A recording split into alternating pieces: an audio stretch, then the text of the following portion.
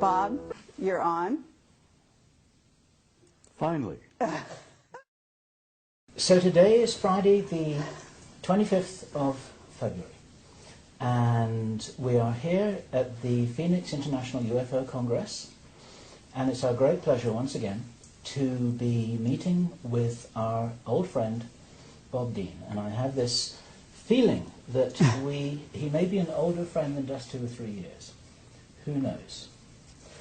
And I'm delighted to have this opportunity to share a vintage-style Camelot interview in Bob's presence. And Bob, there's something very remarkable happening here, that the three of us are together in the spirit of It's a nice reunion. A reunited family.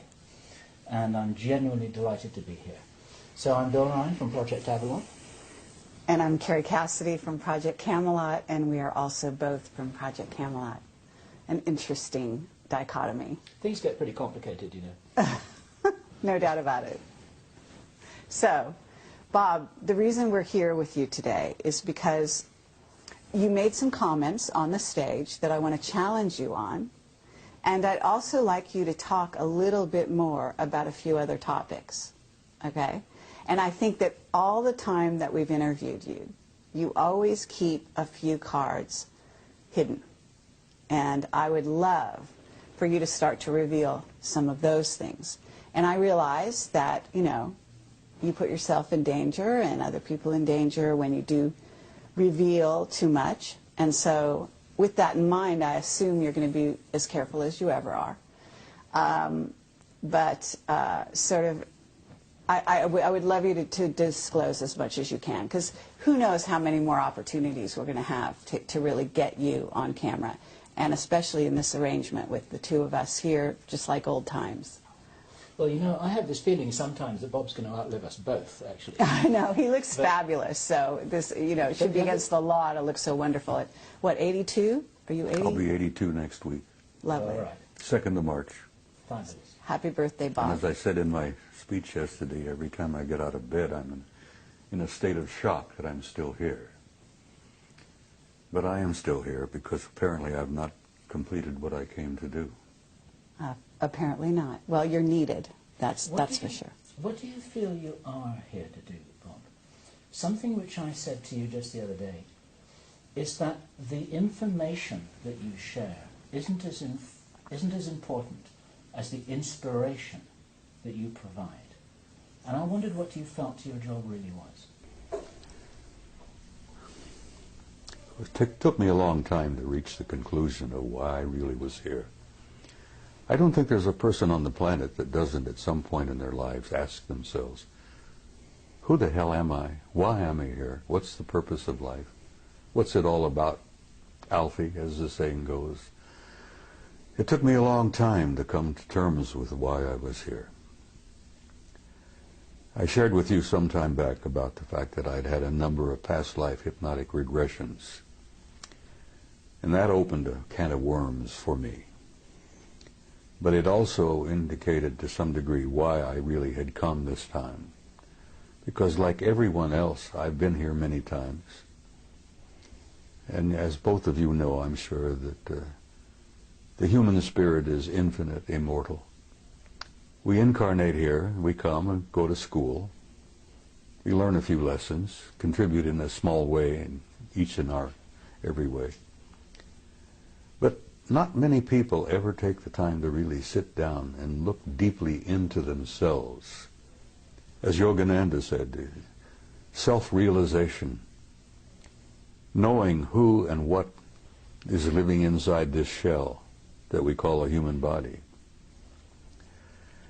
And like most humans, I went through a big chunk of my life, as I said, 3 different careers. And only in the last 10 to 15 years have I really begun to deeply look into myself and come to terms with myself. And as the Hindus say, the self is the immortal being that lives temporarily in this shell. And I had some interesting conversations with myself. Hey, see here, self, who the hell are you? Who am I? Why am I here? And self replied, You were an immortal being and you came to do a job. Now, damn it, well, get on with it. Do what you came to do. And only in this third career, as it were, where I've been traveling the world speaking publicly at major conferences, Barcelona, Madrid, Mexico City, Atlanta, everywhere. The response that I've been getting from people at those conferences, the response I got from people after giving you guys, 3 previous interviews, has literally been overwhelming. Shocked me, really did shock me. And it finally dawned on me that when people come up, give me hugs and kisses, touch me, and tell me that the things that I have said meant so much to them, that apparently my words had triggered something within them that brought something out from inside of themselves. Did it really begin at that point where I began to grasp what my mission had been here? And it's simply this. You know, I'm not a great scholar. I'm not a great philosopher. I'm not a great much of anything. But when I speak to people publicly, here, there, and everywhere, apparently I touch a nerve somehow. And it's almost electric. It's kind of mysterious. And they come up and grab me and hold on to me and tell me what I had to say meant so much to them. And I say to them, I'm not telling you anything that you don't know. I've never told anybody anything that you don't know within yourself. I touch them. Remember the old Hindu story where the holy man, the guru, goes up and knocks a person in right between the eyes, and then all of a sudden they wake up? Well, I found that apparently I've been doing a little bit of that.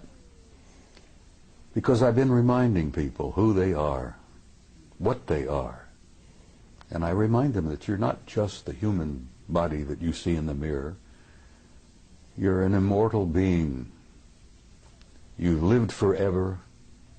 God knows how many eons of time we've been at this. And you're going to continue to live forever. That you are an infinite soul, a spark of divinity. And saying that to people apparently triggers something in them, where they really begin to look into themselves. And as I say, I've not told you anything that you didn't already know. And as my old friend from Galilee said, you know, the kingdom of God is within you. And that does cause a bit of a spark of recognition in people. Well, Bob, with that in mind, when you were on stage yesterday, you said that people out there, and you didn't mean the audience you were talking to, but you said they couldn't handle the truth. The masses. Yes. And I actually want to take issue with that because well, we've I taken don't issue see with it. that before. Yes. You are convinced that everybody's ready. No, it's not so much that they're ready. It's that They can deal with it. to know. Well, having the right and to know. judging for them is just No. what the Illuminati have always done. They have decided what we're allowed to know and what we're not allowed to know. And it's not up to them. It's not up to you. And it's not up to anyone else to determine who is ready to know and who isn't. It's up to them to know. I'm not determining for anybody who's ready. I know. But what I'm saying is, you know, you are a leader. Okay?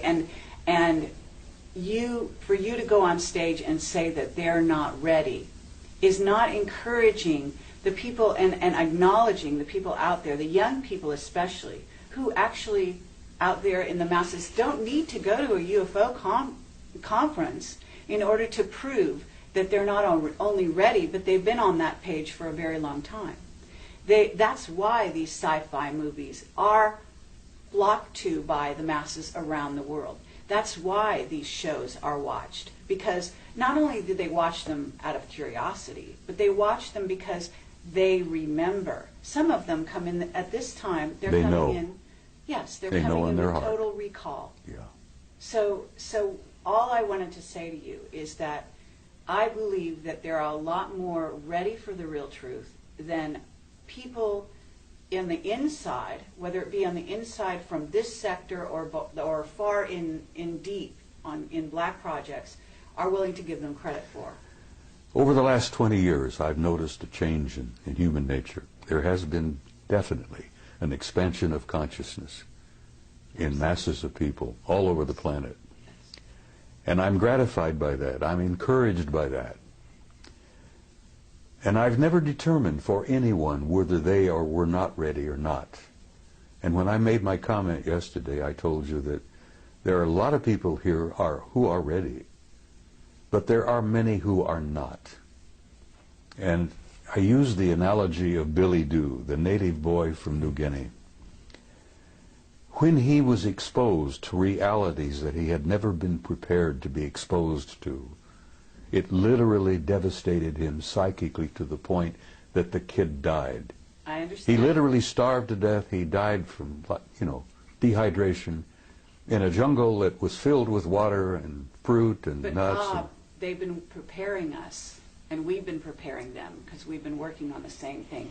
Disclosure has been happening non-stop now for almost 20 years. Disclosure has been underway, and it's working. Yes, And this is part of it. exactly. But it's a So very slow process. it may or may not be. In other words, it might have been slow for you, and you were one of the fast ones back then because you got access to things that other people to this day don't know about. If you heard my remarks yesterday, I damn near died. The truth damn near killed me. I was not prepared for it. I understand. And I've but seen we're a in lot of the different world, time. and I'm looking at the world from 82 years, and you're just a chicken. You're looking at the world, what? I won't even get I into know. it. But The point thing I'm making is I understand what you're saying, but I still stand by my point that the masses are not ready, because every time I go out somewhere to speak, I still run into a few open, old, closed minds, and, fundamentalists of any number of faiths who are ready to fight, and they're ready to, get into... Let me just back up a fraction here, because the people watching this video don't know the Billy Dew story. And I wonder if I can summarize it, I think encapsulate... that it's been out there. I had never heard it before yesterday. Oh, And so there are a lot of other people who hadn't. Well, too. the Billy Dew story was included in the Brookings study. Yes.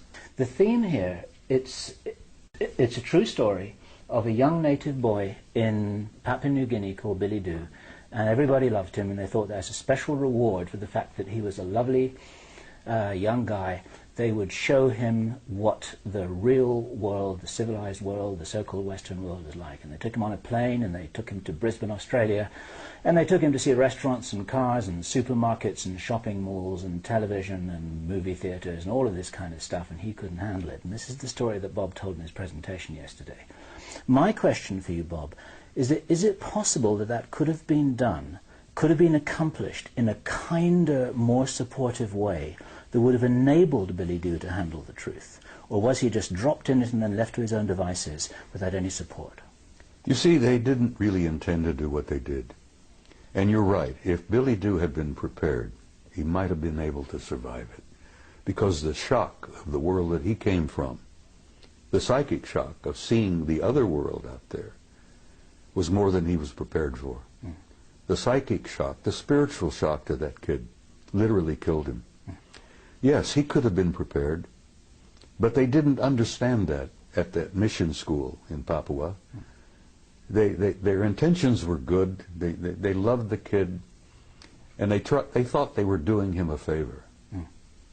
And what they ended up doing was murdering him, literally. Yeah. It was naive. It was really naive. Well-intentioned. Oh, very. And as I said, the one that Billy Dew referred to as Good Lady, Yes.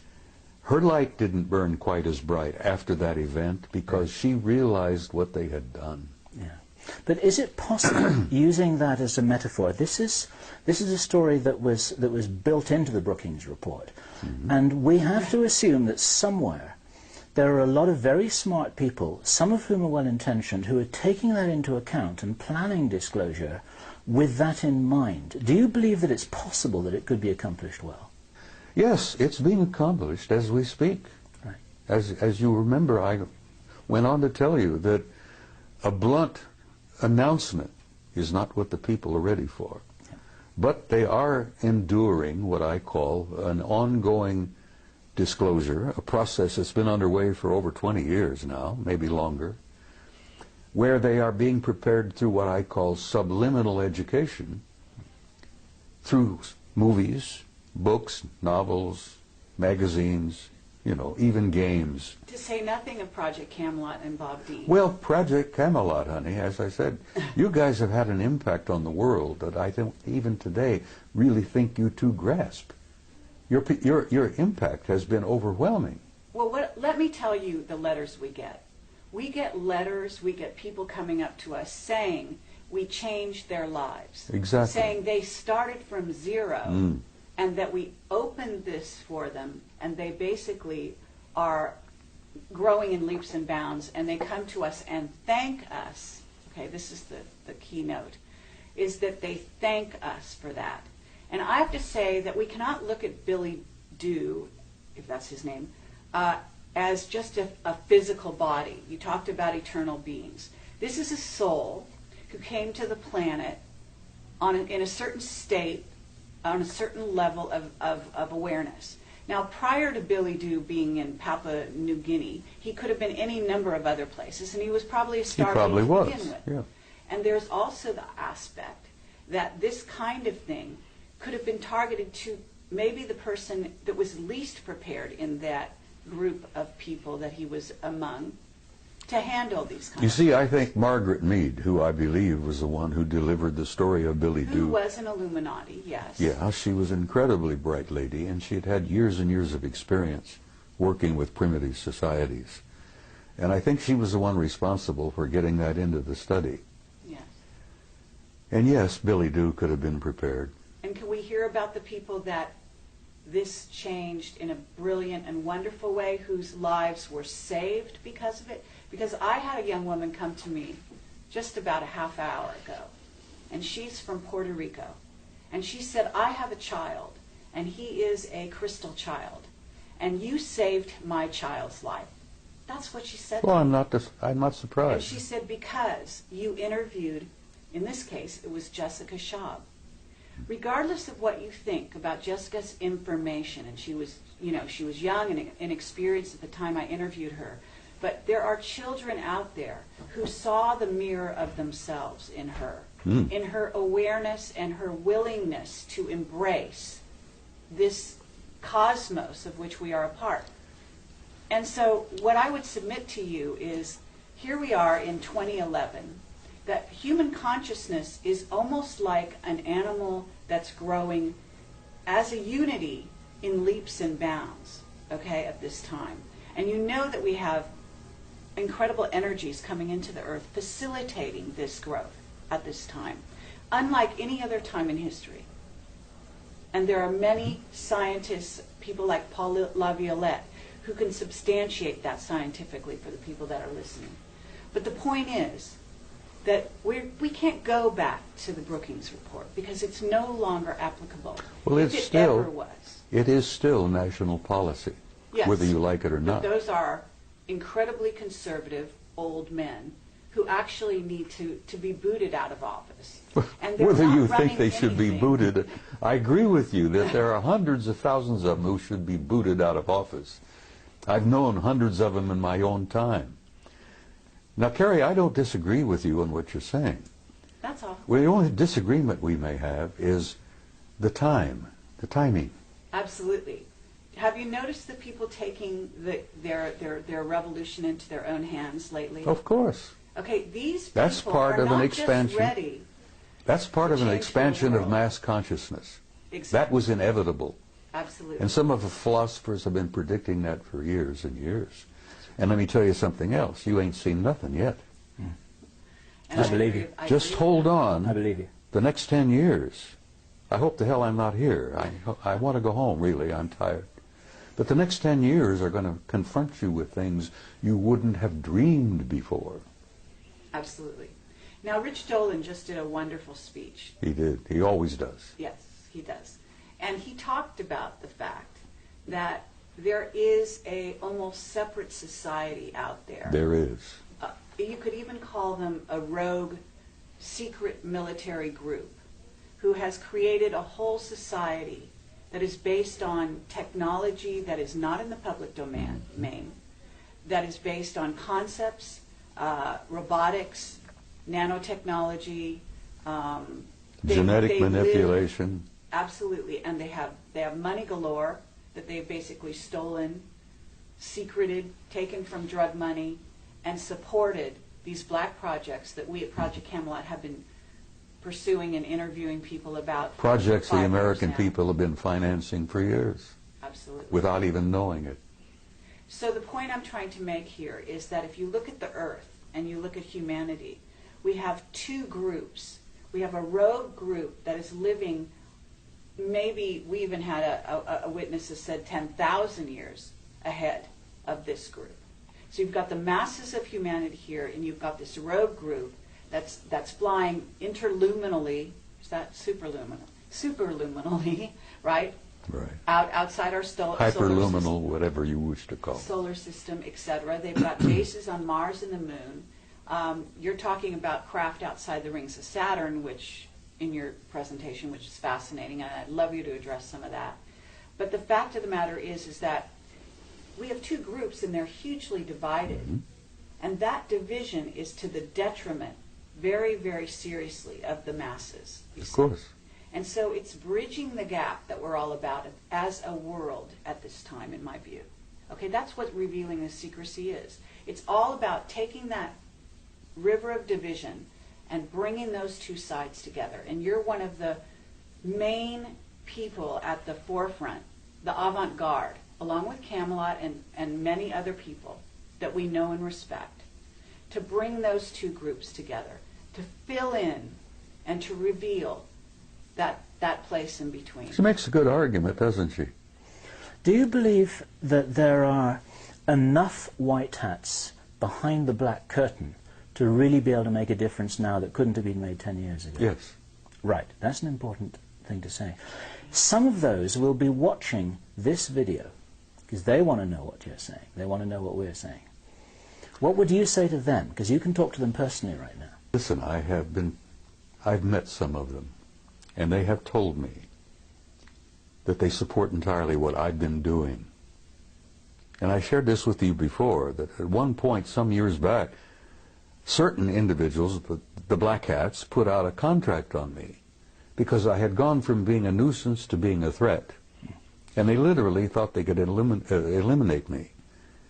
But fortunately, I must have had good friends in high places, and at that time I didn't realize what high places my good friends were in, you know.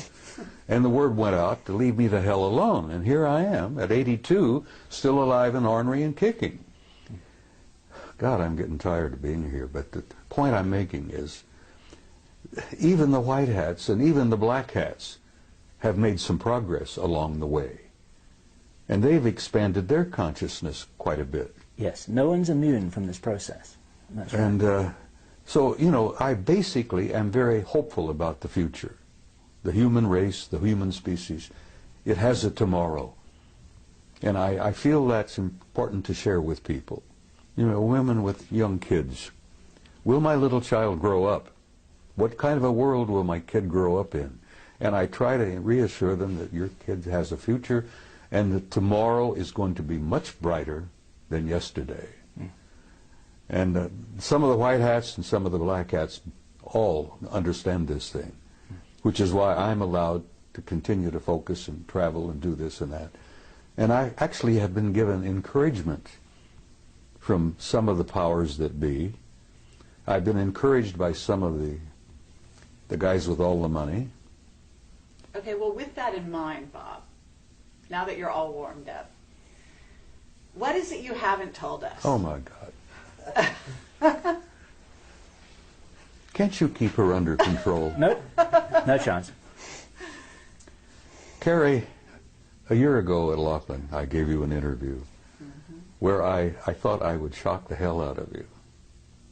And apparently it didn't. And I told you that I had had a personal relationship with non-human intelligence since I was about 2.5 years old. And actually that relationship perhaps went back before I was even born. And I So thought, have we. well, I know you have, and everybody has had a relationship. Lots. The point is that half the people don't even begin to, they don't want to know the answer to that. And when it all began to dawn on me, the implications of it were pretty overpowering. But I gave you that interview and I thought, well, this will be the end. You know, nobody's going to pay a word of attention to me after this. They'll think the old coot's gone over the edge. He's lost it. And I thought, well, I can go home and I can smoke my big stogies and drink my whiskey and die peacefully. Well, it worked out just the opposite. I'm more in demand now than I've ever dreamed of being. Yesterday I accepted an invitation to speak at a MUFON conference in Philadelphia in October. And I gave her I said, look, I'm going to tell you honestly, if I'm still on the planet in October, I'll be delighted to come. But I'm not making any plans really that far ahead, you know. I can't buy an insurance policy at my age, you see. But I'm hopeful, honey. I feel very hopeful about everything. I'm sure you're hopeful, but what is it you haven't told us?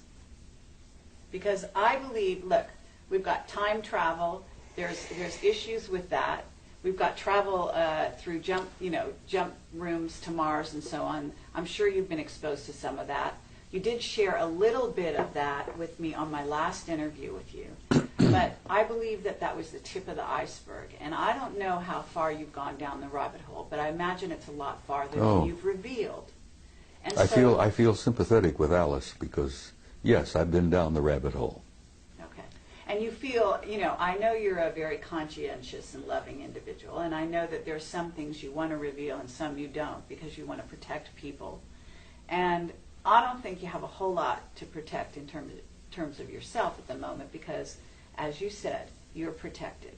And we have also been threatened in the last year and a half, each of us in different ways, our lives, as a result of what we've done. But that just tells you that you're on the right track, and as far as I can tell. Well, from time to time, I felt like the guy on the street with the raincoat who pulls it back, exposes himself, and then somebody comes along, they grab him and haul him away to the rubber room, as it were. I felt that way for quite a while. And yes, there are many things that I have not shared with you.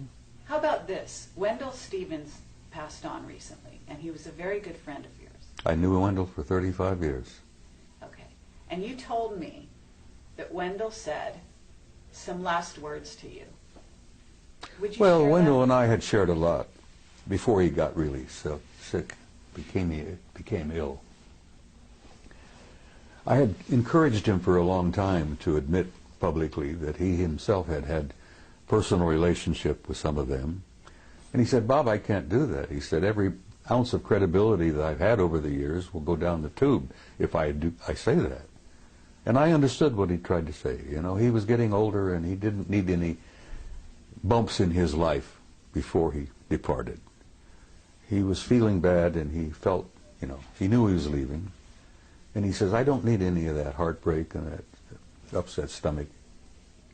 I've told what I've learned, I've told what I've seen, I've shared the photos, I've spoken at conferences.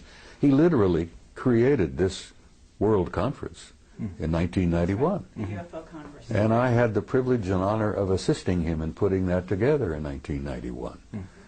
And as I've told you before, that's when I really came out of the closet and began to violate my national security oath.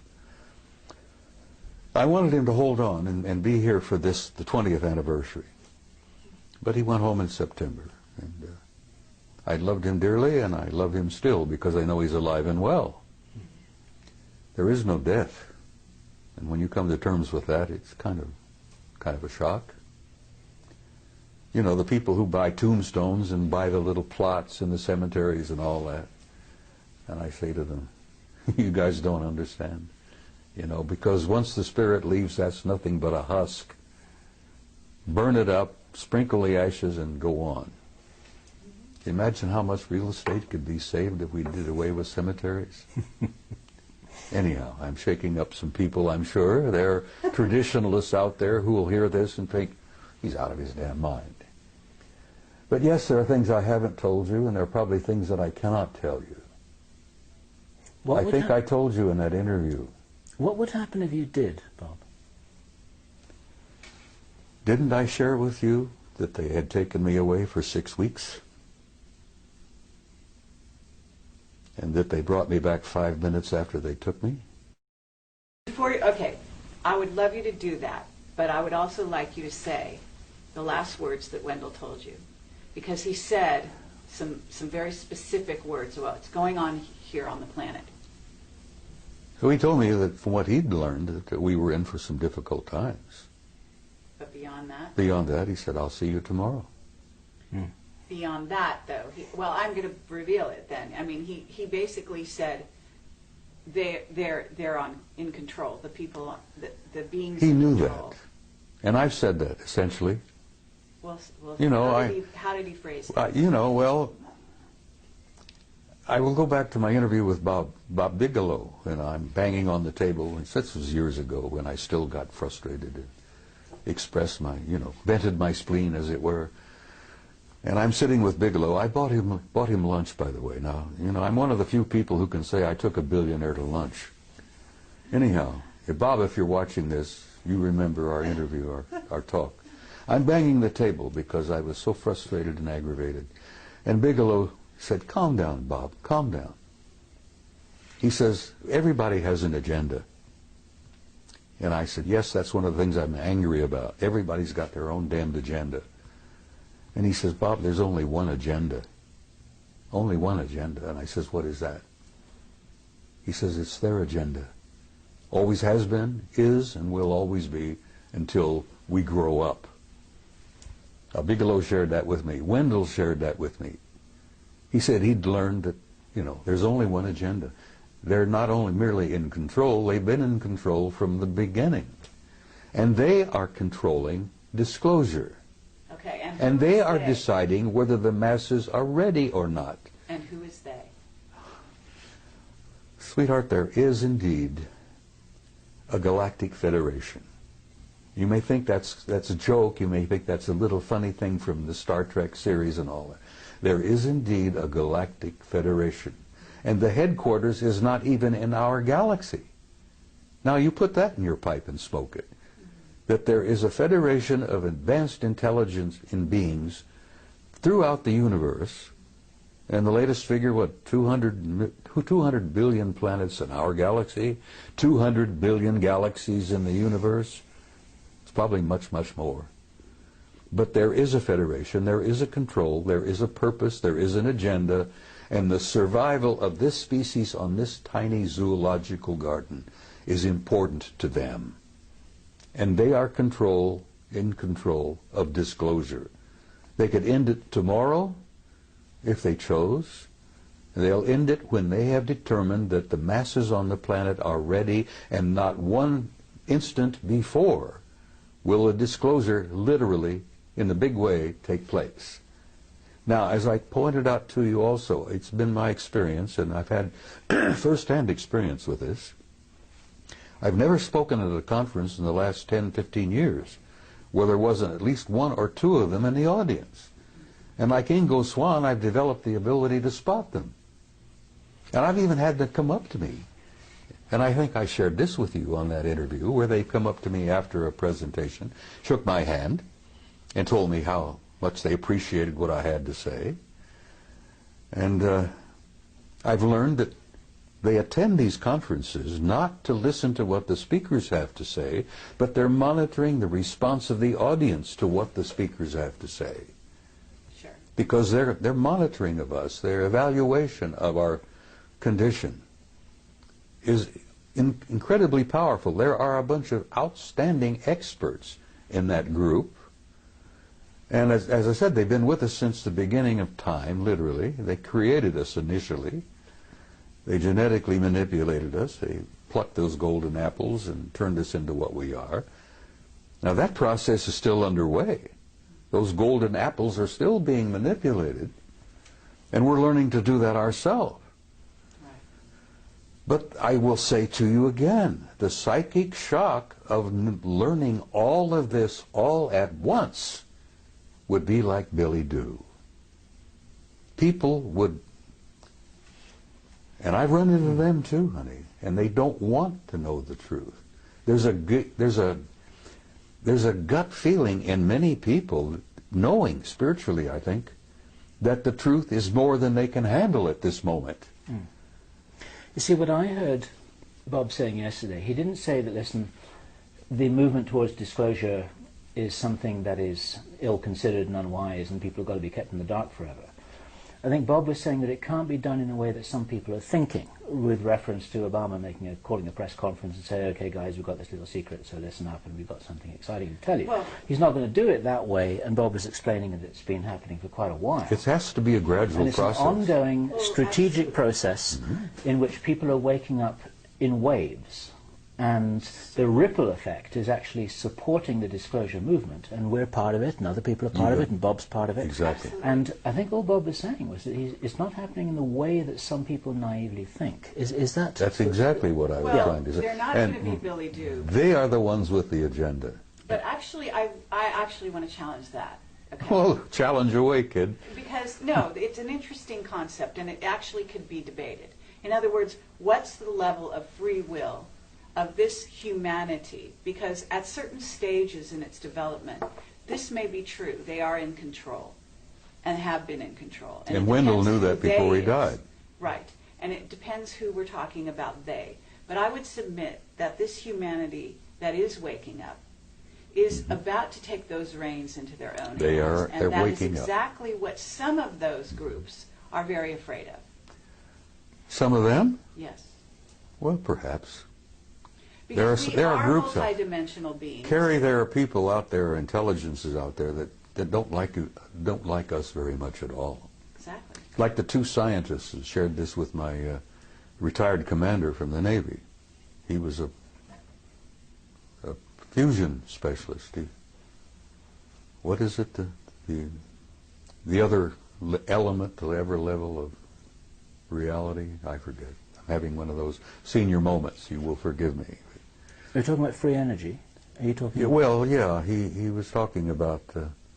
He'd worked alongside of a couple of those guys from along. Cold fusion. Hmm? Cold fusion. Well, it's a form of that, yeah. But before he retired, and he was leaving the laboratory just outside of Las Vegas, which he didn't want to be specific about, and I concluded he was talking about S4. He'd worked alongside of a couple of them for some time. And as he was leaving, he said, "Tell me what you really think of humankind." And the one chap said to him, "Well, since you asked." And these guys had worked side by side for a few years. "Since you ask, we consider humankind primitive, savage, and dangerous animals." And the scientist said, "I can't disagree with that, because I look upon the masses of humanity as primitive, savage, and dangerous animals myself." And that's when the other one injected a little bit of humor into the conversation and says, "You also smell bad. You stink." And the commander says, "You know, I take my shower this morning," and he's trying to, and they said, no, it's something about your human nature. It could be part of your diet, it could be the way you think. He says we call it kind of like an auric stench. We find it very discomforting. But nothing, no personal criticism here. And the commander says, "Well, I appreciate you being candid with me, thank you." And he went into retirement, and he speaks out very carefully. But Okay, but so at this point, Bill asked you a question. They said, what would happen to you if you were to reveal some things that I'm not sure who you think is deciding it's okay, it's not okay. But what do you think would happen to you at this point? Because I've got some people telling me that now there's levels of controllers. And when you talk about Galactic Federation, you talk about the Guardian Alliance, or whatever you want to call them, those are a certain level. Then we have the ones that are actually here on the planet who are doing things like knocking people off because they do reveal truth. Okay. And well, they may those be guys are not pushed doing by that those very people. much. Most of it, knocking people off are some of our black shadow government Exactly. people. So I'm asking you, if right here and now you know what you can say and you know the limits of that, I'm sure. I can say almost anything now. Okay, great. Because I don't worry about it anymore. And frankly, I don't care what our shadow government thinks about it. I know this, that I've gotten some good friends in high places, not merely up there, but back in Langley and a few other places. You know. Absolutely. I became a nuisance, then I became a threat, and then I ended up, I'm an asset. An asset, exactly. Yeah. Exactly. So I've been encouraged, my health, you know, I'm still being looked after, I'm still being invited, and I joked with, I think you maybe, about, I don't travel anymore, cabin class. I had a bad experience coming back from Barcelona. And, you know, I'm not a snob, but I'm sitting in this big jet in the middle section. And bless her heart, there was an enormously overweight lady on my right who kept falling out of the seat. There was a squalling brat on my left. And here I am. I can't stand in line to wait to pee anymore, you see, because of my age and a couple of little infirmities that I have. And I said, look, I'm not going to travel cabin class anymore. Guys, if you can't buy me a business class ticket, I'm not coming. Well, good God, I thought that would be the end of that. No more trips. I was shocked. Oh, yeah. They're buying business class tickets for me all the time. The guys in Madrid bought me one, you know. Right. Absolutely. And the guys in Pennsylvania, which I will, if I'm still here, will be speaking out in October, bought me a business class ticket. And well, they should. So six days you disappeared. You came back 5 minutes No, later. I was gone 6 weeks. 6 weeks. Okay. So And they brought me back 5 minutes after they took me. Now, there are people out there who are watching this who think that I'm totally insane. And I don't care. Because I went through that period also, you know. I've shared with you, I went through 3 stages. I began to think I'm losing my mind. That was stage 1. Stage 2 was I became convinced I had lost my mind.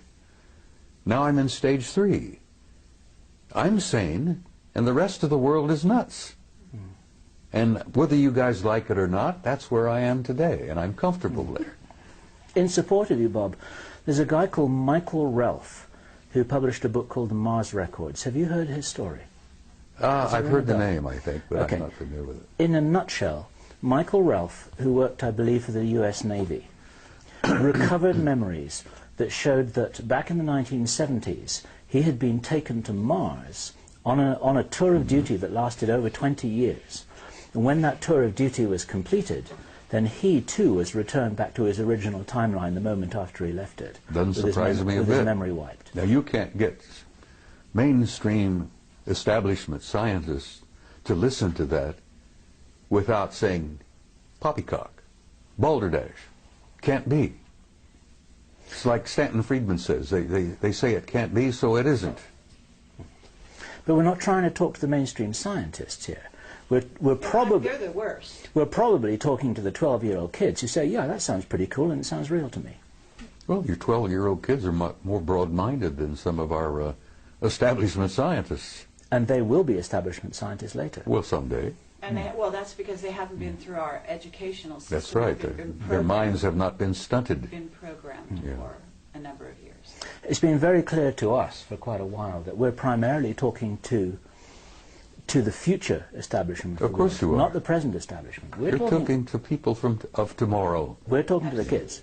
And the kids are our future. And if we can wake them up, point them in the right direction, and inoculate them against what they're being told by their teachers, then that helps the ball roll a I little agree. bit faster. Okay, so but tell us about your experience disappearing for 6 6 months? weeks? 6 weeks. It shocked the hell out of me. Where'd you go? I don't know. I don't know whether I was on their home planet or whether they'd taken me through a doorway, a portal, into another dimension. Okay. I heard the name Milena mentioned as to where we were. Now, this interview where I say that I was with them for 6 weeks. They brought me back 5 minutes after they took me. But I remembered 6 weeks. Are we on camera? We're on camera. All right, well, look, people said, what did you eat? And I said, I asked for bacon and eggs. I had steaks, I had pork chops, just about anything I wanted, I got. I went to the bathroom, you know, my physical functions continued for 6 weeks. I literally lived 6 weeks with them, And you ask me where, and I can't tell you where. The name Melina came up, and I don't know whether that was a city, because it appeared to be a city of some kind, a community. There were libraries, there were audience halls, lecture halls. God, the libraries, you wouldn't believe. Was it a very advanced society? Oh my God. No, I asked about this. I never saw a fire department, a fire truck. I never saw a cop. I got the impression there was no such thing as a police department. And the people that I was introduced to, people I got to see in 6 weeks, were very human. Look, you know, just like we do. But there was something about them that was totally different. They had an air of peacefulness. They had an air of an incredible knowledge. What did you do during that time? Why did they take you? Asked questions and was shown things. As I said, the things that impressed me the most were the libraries, the records. You would call them akashic records, I guess. I was told that in this one facility that every event in the history of the universe was there to be retrieved at will, if you wish. You could bring download literally ancient Greece, the pyramids, the ancient Sumer, the first Anunnaki visit to planet Earth 200,000 years ago. It was all there. The life of every human that had ever lived on this planet was all there in that library. Now, can you imagine the computer technology that would allow that where you can retrieve it at a poke of a button, and there it is. You get a wide screen, and you can literally almost relive it. The history of the human race was there. So you had the experience that Billy Doo had? I was shocked. Bill, I damn near died. It was not what they were sharing with me and what they were showing me. It was the shock of coming back. Now, it's very close to when people have a near-death experience and they go over and they look around and they see the reality that they're literally a part of, that they were part of before they incarnated here. They'll be a part of it when they depart from here. But when you see that, I don't think most of the people I've talked to who've experimented with near-death experiences, very few people want to come back. Some people have begged to stay there. Yep. Now, the shock is coming back and comparing what I had seen with what I've got here. Yep. Now, I've got a body that's beginning to fall apart on me. It's not a lot of fun. It's painful. I look around and I see the heartbreak, you know. Not only do I see the war, I have the grandson who's dying from wounds he received in Iraq. I'm growing older. I'm losing all my old friends. They're going home. Wendell was happy to leave. I won't say that tomorrow night in the ceremony involving him, but he was ready. He told me a year ago, Bob, I'm tired. I want to go home. And he knew where home was. But the shock, the psychic shock that I have experienced, and I told you on that, I spoke yesterday, why I use the story of Billy Doo, because literally it happened to me.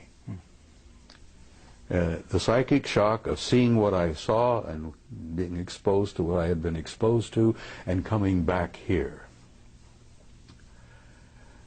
It damn near devastated me. You're saying recently it devastated you, or are you talking about your original exposure? The whole thing, honey, has devastated me. I've been through three wars. It's also enlightened you. You know, Oh yeah, I think that was the purpose of taking me. Yes. Yeah, they shook me up, physically and spiritually. There's a book called Don't Fear to Kill a Dead Man.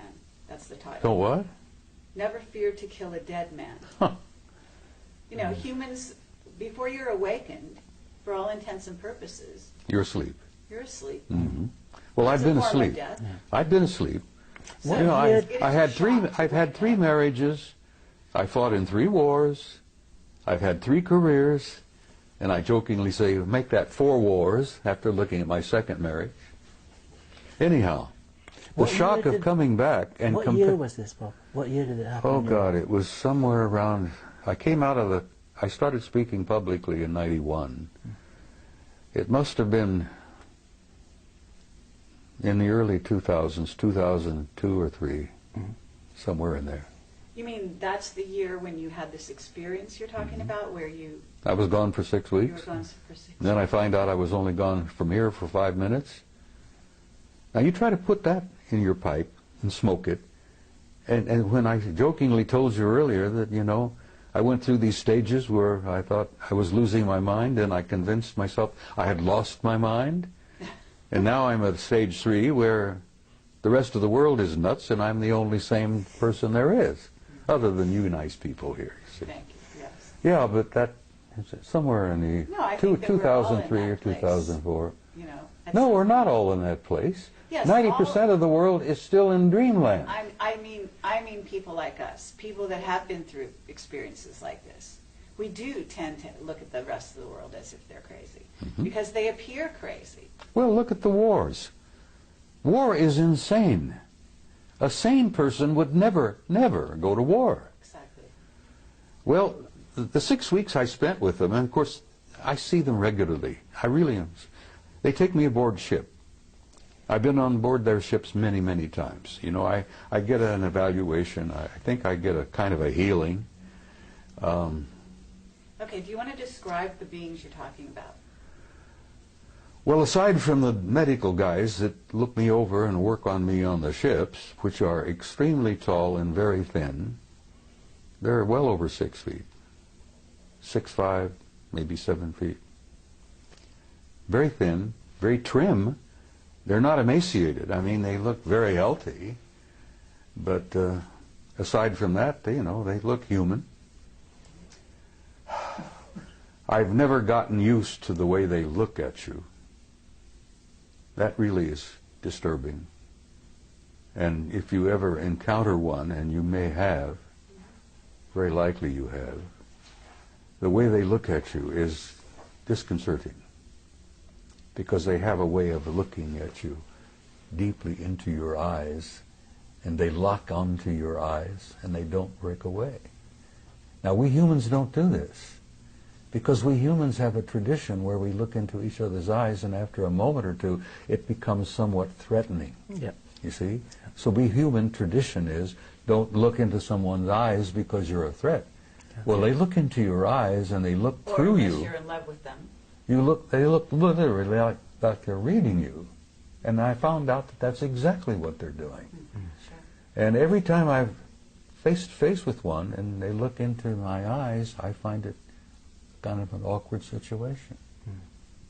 And they don't look away.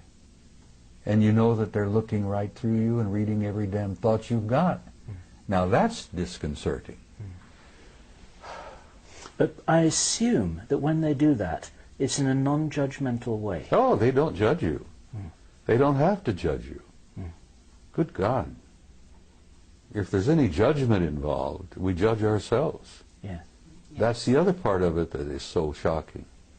When you learn to see yourself, not only as others see you, but as they understand and see you, that's one of the things that happens in the death experience. The judgment is there, but God is not judging you. You judge yourself. Absolutely. And that's the worst part about it, because every damn experience in your entire life is there in front of you, like a book, or like a movie, like a CinemaScope movie. And you look at yourself, and then you're the worst judge of all, when you look at yourself and say, oh my God.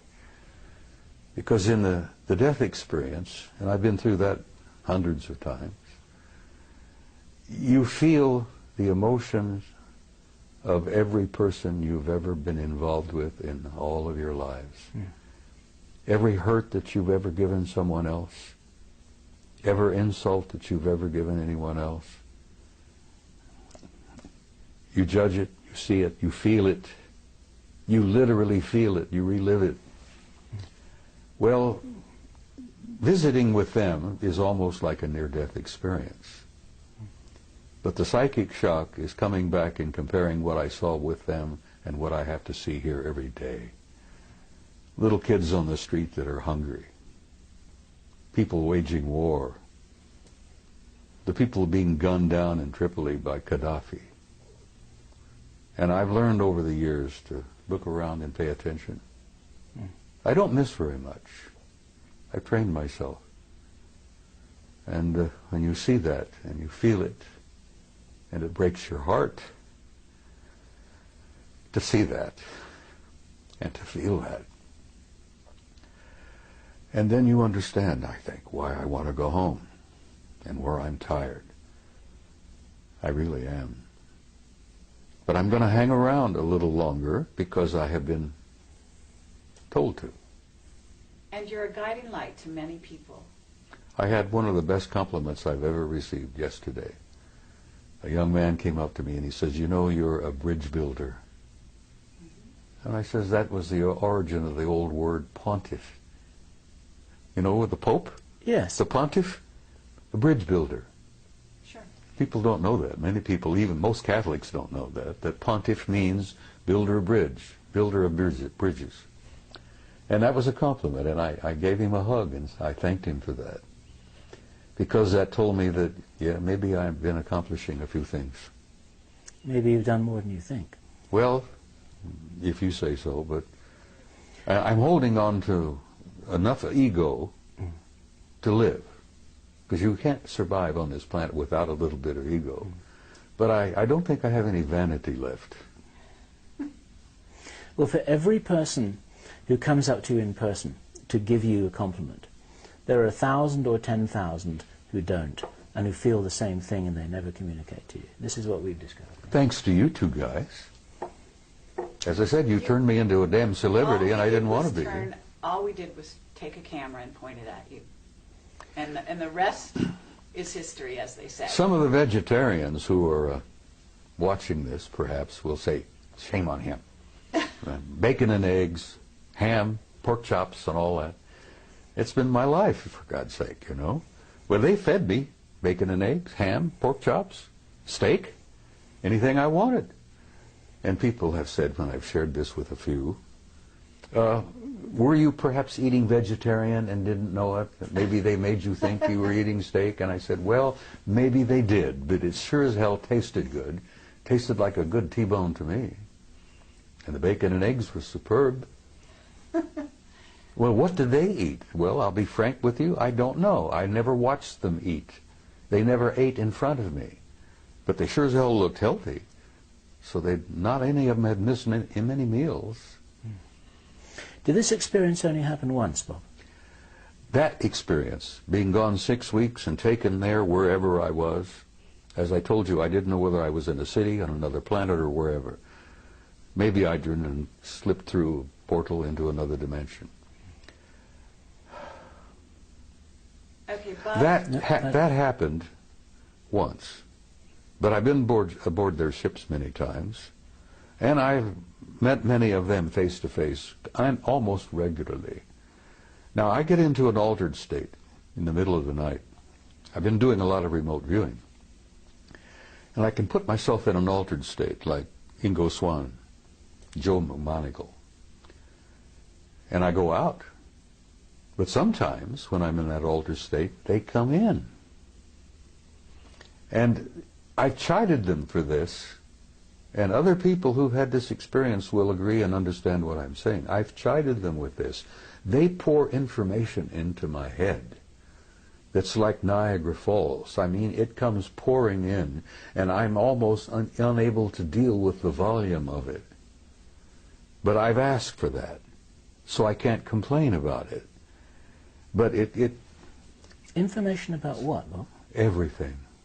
Life, death, infinity, tomorrow.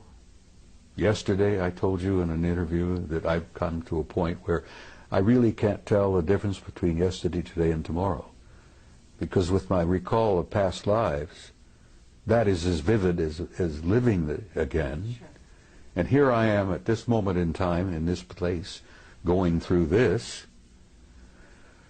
And then I've seen the future. What have you seen in the future, Bob?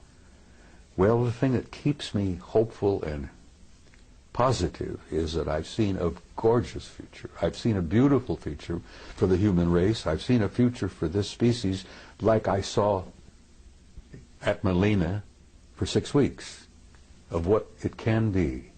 Could you describe that for the people watching this video for whom a positive vision would be so valuable for them to join you in? Well, I try to say it, Bill. I try to say it repeatedly when I'm at a conference, that you're in for difficult times. That's what living on planet Earth is all about. It's a tough school. And I've said to people, and many people understand exactly what I'm saying, when you're going to school on planet Earth, you're in one of the toughest schools in the universe. And if you get a certificate from planet Earth, hey, I have a silver certificate. They showed me on Melina that I have a silver certificate. One day outside the lecture hall, took me to the library, and there was a table with scrolls all over the table. And they picked one up and said, "This is yours." And it was wrapped in a silver binder. And I intuitively said, "But I want one of gold," being an ornery cuss as I am. And they said, "Not yet. This is, you've earned this." I gathered that I matriculated enough to have a silver certificate, but I haven't got the gold one yet. Now, when you get the gold one, you graduate. Right. Well, that was a few years ago. Yeah. Maybe you're working on your gold one at this time. Well, What's the future, Bob, that you would like to leave people with, to envisage as being a real possibility for all of us to share?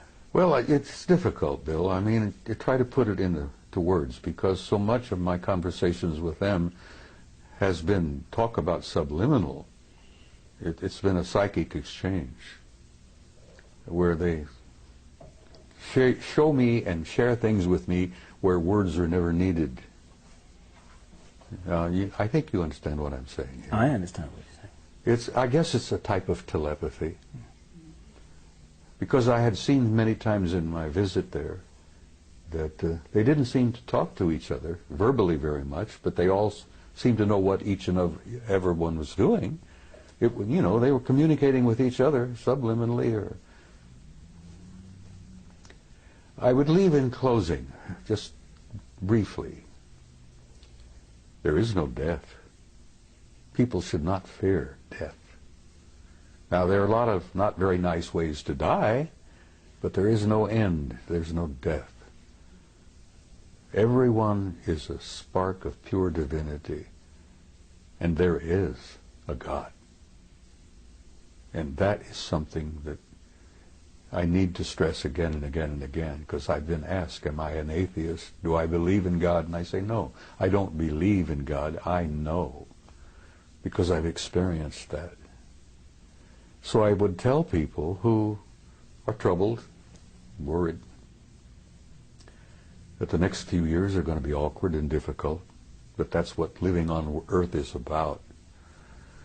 But there is a future for the human species.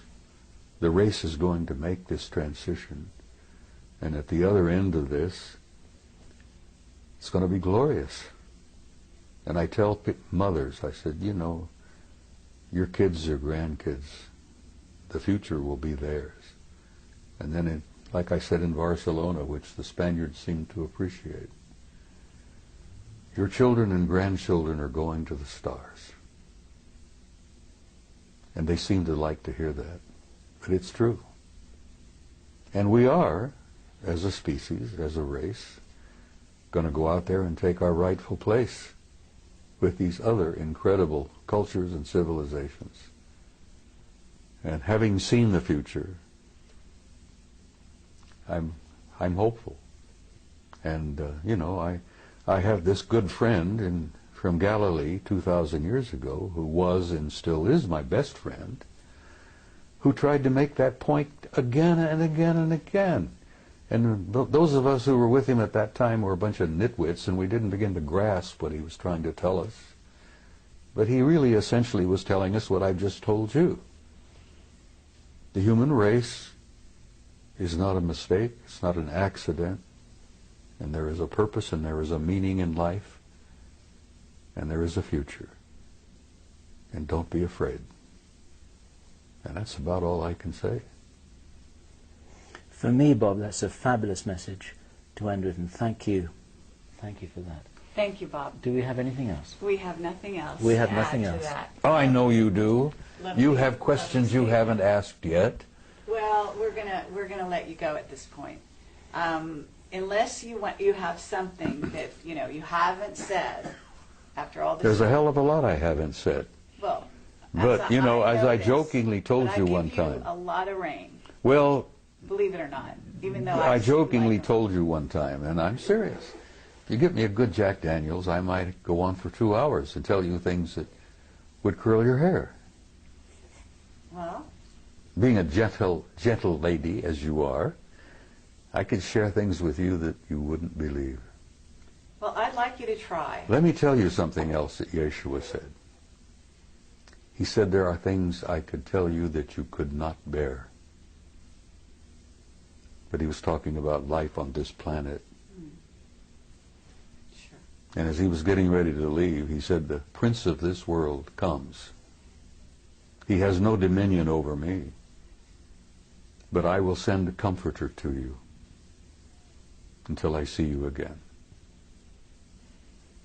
And I often wondered about who the prince of this world was, who didn't have any dominion over him. Right. And I have learned since that every planet has a kind of a caretaker, an authority. Every system has a higher authority. And the galaxy is divided into 4 parts, quadrants, and the Galactic Federation headquarters isn't even in our galaxy. Now that's pretty hard stuff to walk away with, You say that to people and they go, well, good. It's something to take home with them and think about that night instead of watching TV. Okay, but gotta understand that if you're doing any of that, you're watching TV, you're watching movies, you've been on the internet, certainly, then there's all kinds of information of that sort out there now. And I know that you don't spend hours on the internet. I avoid it like the plague. So Let me I tell have you- to tell you that information is not a shock whatsoever. Well, let me tell you something that might shock the hell out of you, and maybe it won't, because you're a pretty bright kid. What if you were to tell the average guy out there that this is a hologram? That's out there. We know that. See? No, Doesn't the bother average you. guy out there. You prepared yes. yourself. What if I told you that what you think you see as a reality is not reality at all, it's an illusion? And then even further, what if I were to infer to you that all of this is part of a program? I know you're familiar with the movie The Matrix. Sure. Okay, well, you're pretty close. Shakespeare tried to make it clear, and I always convinced that that guy was one of them. He was a genius. I'm not even sure the guy we think of as Shakespeare was Shakespeare. There's some indications that it was someone else entirely. That's Yeah, right. but somebody wrote it. Anyhow, I always like the analogy of the play. You're a player in a play. That's right. You come in stage right, you prance about with your toy swords, you make love, you go through all this, you have heartbreaks, misery, feuds, fights. God, all the plays together, bring it together. And then after it's over with, you exit stage left. And the audience out there in the universe calls for author. Well, I happen to know there is an author, and there is a producer, and there is a director. I haven't met the original author yet, but I know of him. But we're all living a play. Yes, but we're also co-creators of that play. Oh, when you're in the middle of the stage, and you know, you're following the script as it were, but you're, what's the word? Improvising. Improvising, adding your own words. Ad-libbing. Ad-libbing, yes. You're doing a lot of ad-libbing, and the degree of your ad-lib depends on how many lifetimes you may have lived. But we're in a play, kid. This interview is just a tiny chapter in a much larger play. Is there any other little pieces of information that, you know, because that's where the wider you open the door for people, the more they are able to go through the door and carry on from here. It's like passing a baton. So you can pass the baton anytime. I'm not quite ready yet to pass the baton. All right. But And I'm going to tell you steps. that there are things I probably could share with you, which I have not. And I'm going to save one or two of those for maybe another interview. Okay. I mean, fair enough.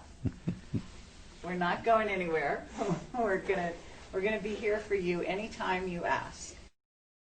Right here, today, tonight, there are people going on that stage. Just before we telling came lies. here, you saw a classic example of, what is it? Obfuscation? Obfuscation. An elderly gentleman, a Terrible. retired military officer, tap dancing all over the damn place. Exactly. Yes.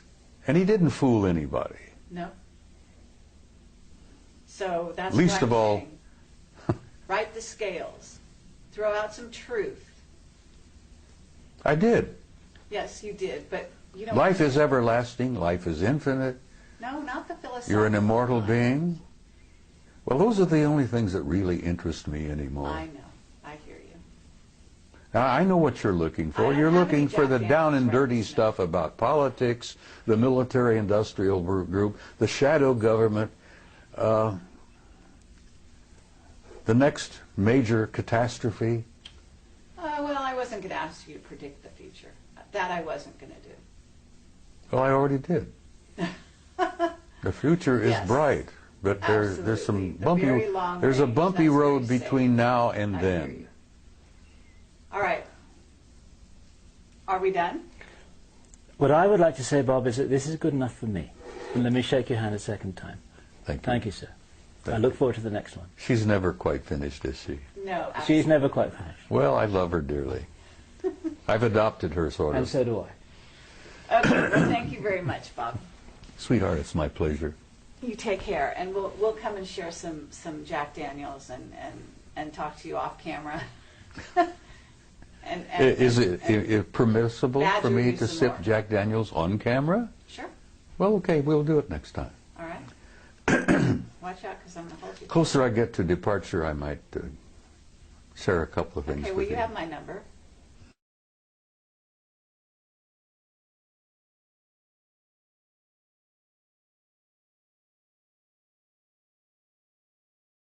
We're rolling. Okay. Well, Is that- I'm just not going to let you this- get away with murder. That's okay.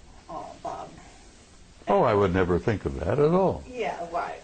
It's I'm a- just that, you're kind of a wily old guy. Go ahead, use the word you were thinking of. Yes, a wily old.